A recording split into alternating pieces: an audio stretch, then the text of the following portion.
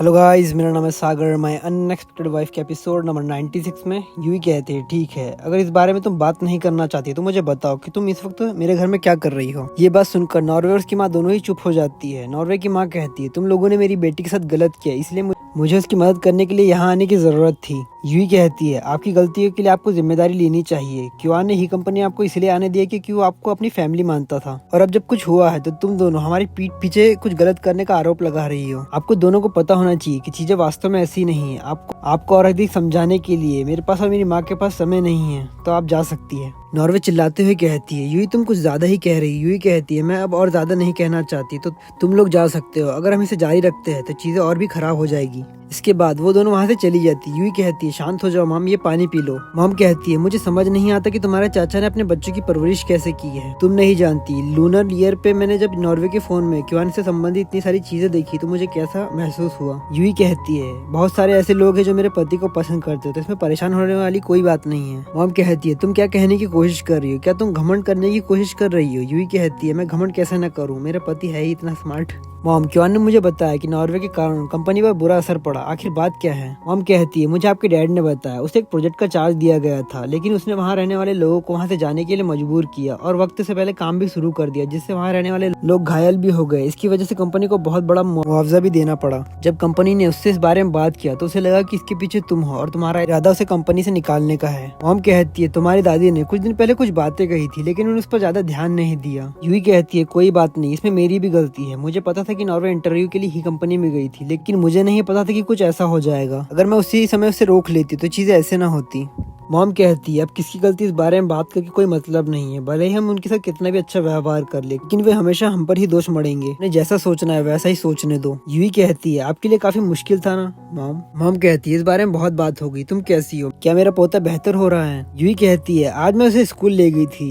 मुझे लगता था कि जितना मैं सोचती हूँ, लेकिन वो उससे भी ज्यादा बेहतर कर रहा है। मॉम कहती है, एक बार मेरा पोता ठीक हो जाए, फिर क्यूआन और तुम एक नॉर्मल कपल की तरह जीवन जी सकते हो। यदि ऐसा नहीं होता तो समय बीतने के साथ तुम्हारा रिश्ता जेसन के इर्द गिर्द ही घूमता रह जाएगा, और आप निश्चित रूप से एक बच्चा चाहेंगे। लेकिन अगर जेसन ठीक नहीं होता तो तुम्हारे ससुराल वाले इसकी अनुमति नहीं देंगे। वी कहती है, मॉम तुम कुछ ज्यादा ही दूर की सोच रही हो। मॉम कहती है, तुम बिल्कुल भी होशियार नहीं हो, इसलिए मुझे तुम्हारी चिंता होती रहती है। कौन सा ऐसा आदमी होगा जो ये नहीं चाहेगा कि उसका खुद का अपना एक बच्चा हो? यदि तुम नहीं भी चाहोगी तो भी तुम्हारे ससुराल वाले चाहेंगे कि कुछ और नाती पोती हो। यूं कहती है, मुझे अब वापस जाना चाहिए। आप अच्छी तरह से आराम करें और ज्यादा गुस्सा ना हो। मॉम कहती है, मैंने जो अभी कहा उसके बारे में सोचो। यूं ही कहती है, ठीक है। इसके बाद हमें ही फैमिली का गार्डन दिखाया जाता है, जहाँ जेसन अपने डॉग के साथ होता है। यूं ही कहती है, डियर डैडी कहाँ है? जेसन कहता है, स्टडी रूम में। यूं ही जेसन के सर पे हाथ फेरते हुए कहती है, कुछ देर यहीं रखो, मैं अभी आती हूँ। इसके बाद यूं ही स्टडी रूम के डोर पर नॉक करती है। क्यूआन कहता है, अंदर आ जाओ। यूं ही कहती है, रिचमैन, मैंने आपको काम के बीच परेशान तो नहीं किया? क्यूआन कहता है, घर पर क्या कुछ हुआ है? यूं ही कहती है, ज्यादा कुछ नहीं हुआ, मैं बस आपसे माफी मांगना चाहती हूँ। क्यूआन कहता है, माफी?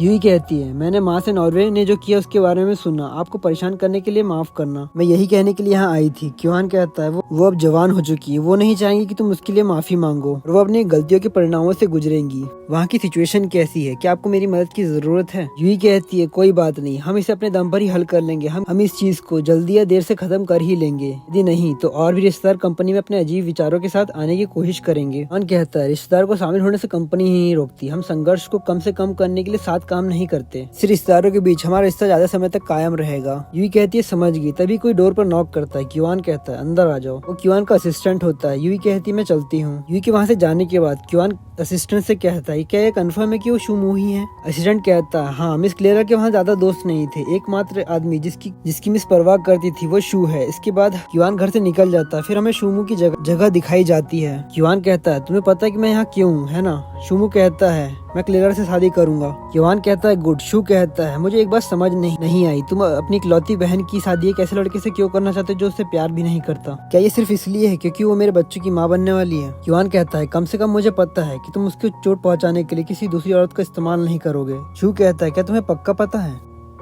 यह एपिसोड यहीं तक। मिलते हैं इसके नेक्स्ट एपिसोड में। अगर आपको एपिसोड पसंद आया हो तो लाइक और कमेंट करके जरूर बता दीजिए, और अपने दोस्तों के साथ जरूर से शेयर कर दीजिए। तो मिलते हैं इसके नेक्स्ट एपिसोड में। जब तक के लिए नए हो तो सब्सक्राइब करो, वो जो लाल वाला बटन है उसके साथ सूर्य नमस्कार करो या फिर अनुलोम विलोम, मुझे नहीं पता, बस क्लिक हो जाना चाहिए। अब मैं भी जा रहा हूँ, मुझे बच्चों को गाली सिखानी है। बाय।